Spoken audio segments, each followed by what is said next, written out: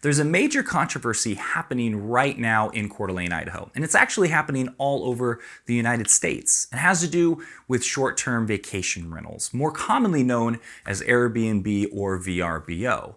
What was once a pretty simple online platform to allow a private homeowner to rent out a home or a room even, has now become an alternative income source for some and a full-time career for others. And right now, the city of Coeur d'Alene is looking at shutting down quite a few of them because they believe that some of the problems we're having come from these short-term vacation rentals. So today, we're going to look at what all the problems are that come with these short-term vacation rentals and what the benefits, if any, come with having them in our town. Stick around.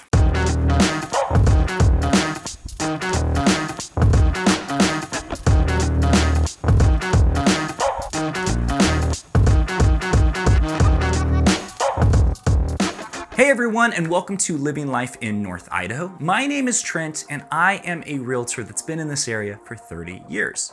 If you are looking for more information about what it's like living, eating, working, playing, and buying real estate here in Idaho, then this is the channel for you. Go ahead and tap the subscribe button, hit the notification bell so every time I come out with a new video, you get notified. And I'm serious when I say this. I get calls, texts, and emails from people just like you that have been watching the channel, and they're serious about getting moved to Idaho, or they need to do a little bit more research and they need to talk to somebody to decide if Idaho is the right place for them. We absolutely love it. And if this is you, please do not hesitate. Give us a call at the number listed below, or you can email us. Day, nights, weekends, does not matter. We love helping people get moved to this wonderful state.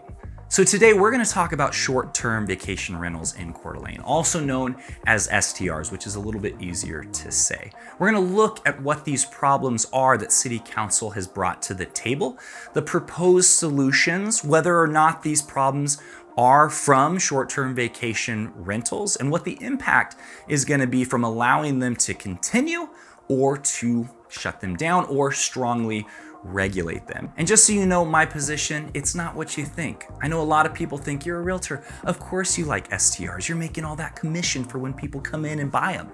But the fact is, out of the dozens of homes that my team and I have helped people get into, only 2 of them have been for the purpose of a short-term vacation rental. They are not a major portion of the business we do. I personally don't own a short-term vacation rental, and I don't own a rental. So I don't really have a pony in this race, but I really, really care about Coeur d'Alene, and I want to preserve it the best we can. But we also have the Constitution with the 5th Amendment that guarantees our right to private property, and we have the right to protect our property from government overreach. And so we really need to look at this whole thing before we decide what's right. There's obviously a lot of problems being created over the past couple years, and we need to make sure we know what's actually causing those problems and not just going, oh yeah, it seems obvious, get rid of it.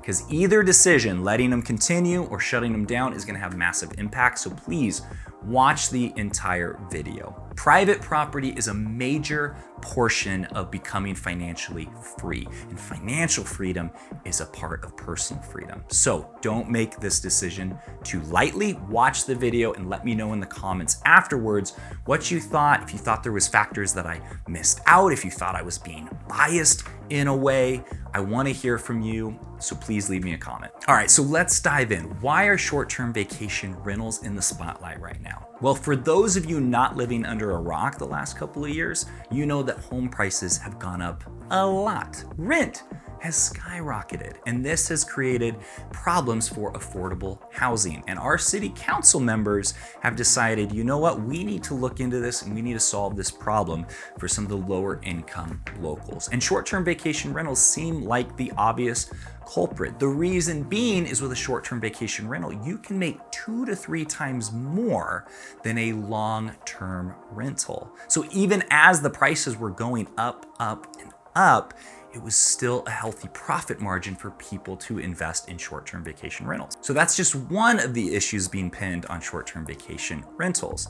The city council actually decided to do a review, research this problem, and the study came back with several major issues that are happening in Coeur d'Alene, and that list goes as follows. The first one is that STRs generate a lot of noise complaints from the neighbors, and they're a drain on our local law enforcement. The second one is that they're creating all these parking issues because you have multiple people coming and staying at one house, and they're taking up the limited parking that we have in Coeur d'Alene.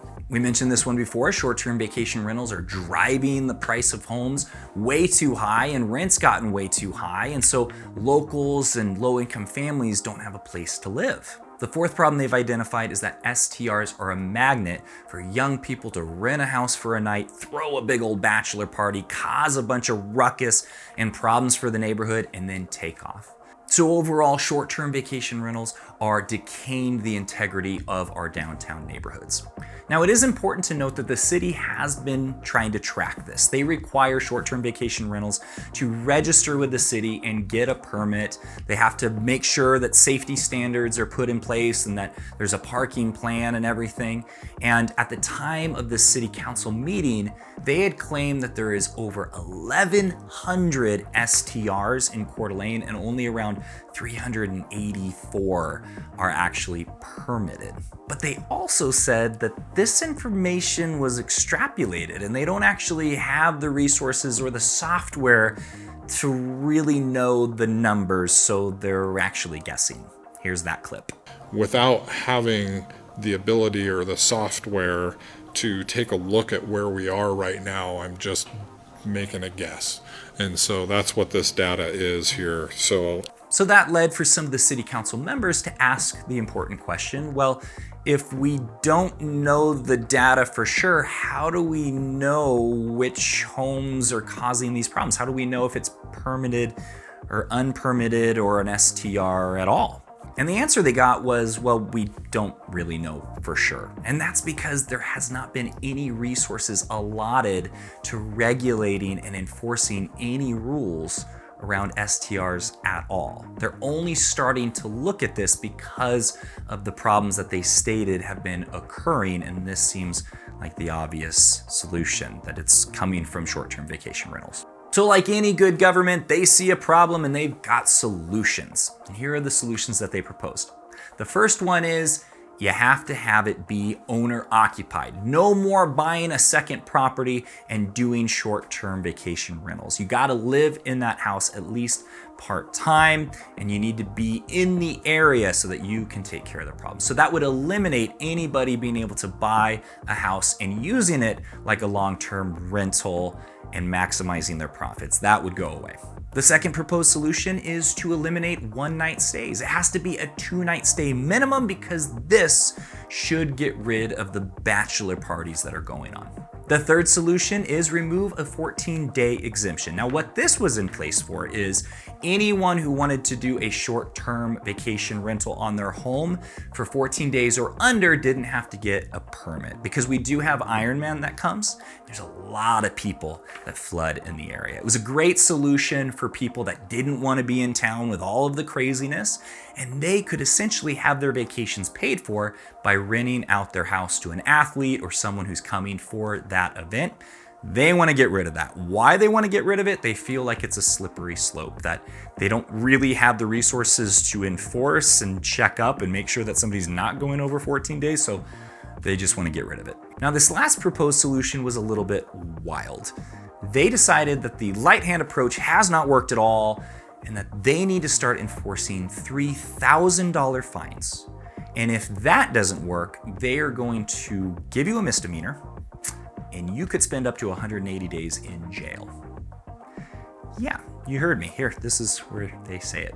Really seeking to get compliance through increasing the violation fees, and so that is put into the ordinance to increase that significantly, actually. So the first one would be kind of just a civil penalty, and then any subsequent violations would be at the $3,000 mark. They'd be subject to misdemeanor citations with that as well.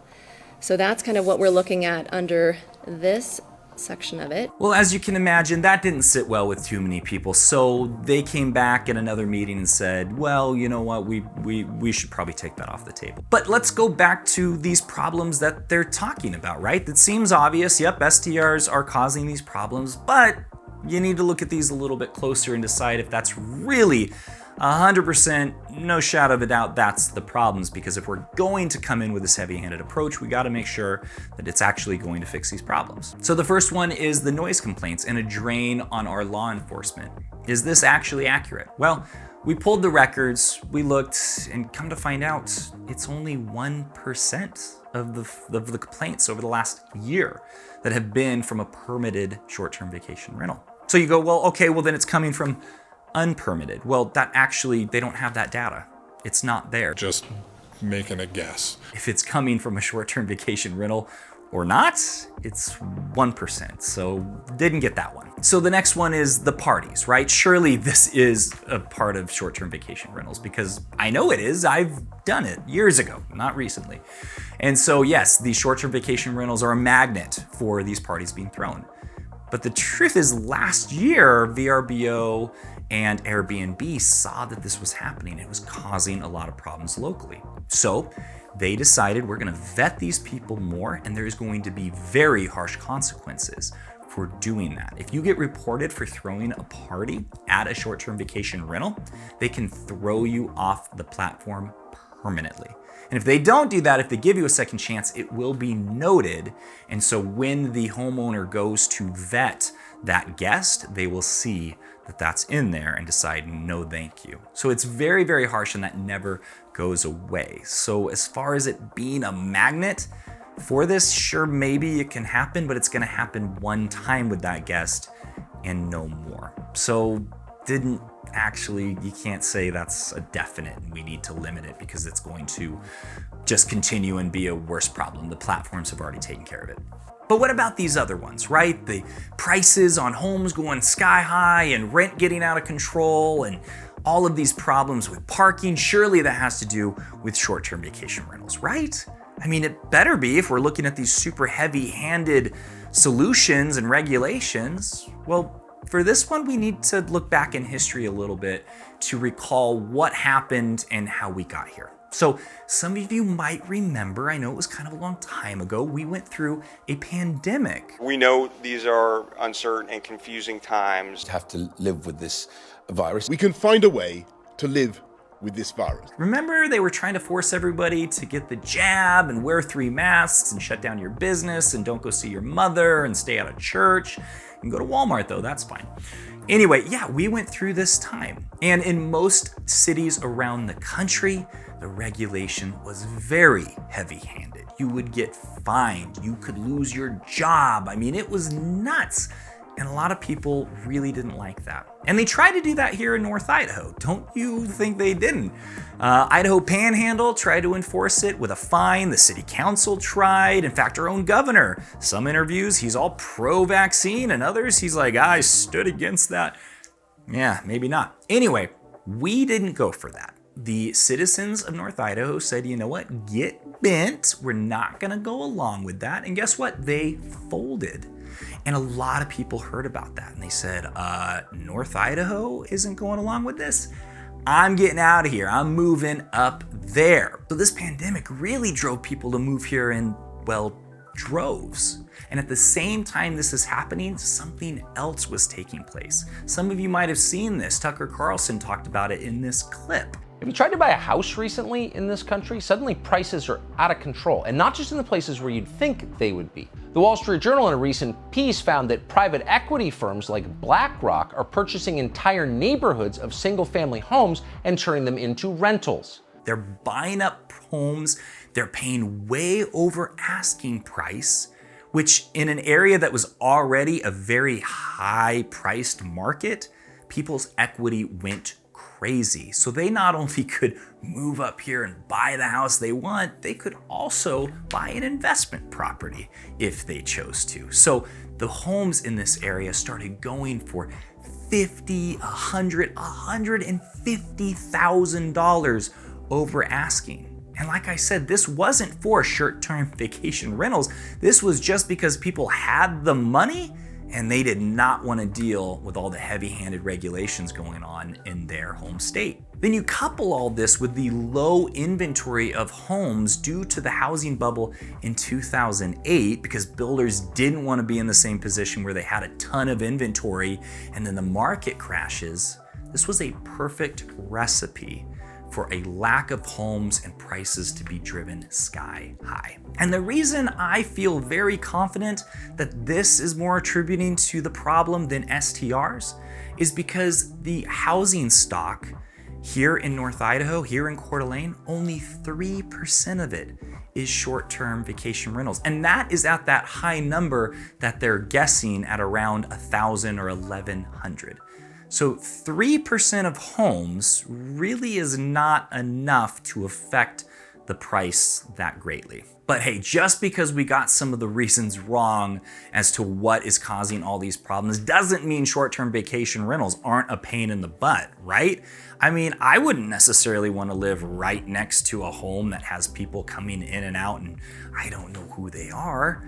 And I mean, I don't have one, so why should anybody else? Now, I'm kidding on that part, but before we jump to wanting to regulate or put an end to short-term vacation rentals, we really need to look at what benefits, if any, they've brought to Coeur d'Alene. Because we are a tourist town. We are the #1 tourist town in Idaho. And if we end up hurting tourism, that could really hurt our economy. So we need to look at that. So what benefits do STRs bring to North Idaho? Well, like I said, tourism's a big thing. North Idaho used to be ran on logging and mining, and it used to be a really awesome place. Wallace, I heard, was a crazy place to be back in the mining heyday. But as those started to slow down, the Coeur d'Alene area really started to dwindle, as you see in a lot of small towns throughout America. And luckily, it was a beautiful enough place, it was a big enough attraction that this became a tourist town. And it's been that way for decades. Tourism is what has held up this town, and it's what supports a lot of these businesses and these locals. And STRs are definitely a big component to that. Another benefit that can be considered with STRs is that it is a job creator. Unlike hotels that just hire a bunch of staff and pay them as low as they can, which is nothing wrong with that, free market and capitalism and all, STRs actually do create jobs because you have to have a gardener taking care of the property. You're going to have a house cleaner coming in and making sure everything's cleaned up and ready for the next guest. And any blue collar services like plumbing, HVAC, roofing, all of that stuff is helping existing businesses or creating new businesses. Now, the other benefit that we're going to look at has to do with STRs versus long-term rentals. There's a big difference between the two, and the reason being is that STRs run on these platforms that have reviews and rating systems and strong enforcement. So if you're getting a bunch of complaints that your house is nasty, that the yard doesn't look good, that the house is decrepit, I mean, whether they kick you off the platform or not, it doesn't really matter because people are going to see the reviews and go, I don't want to stay there.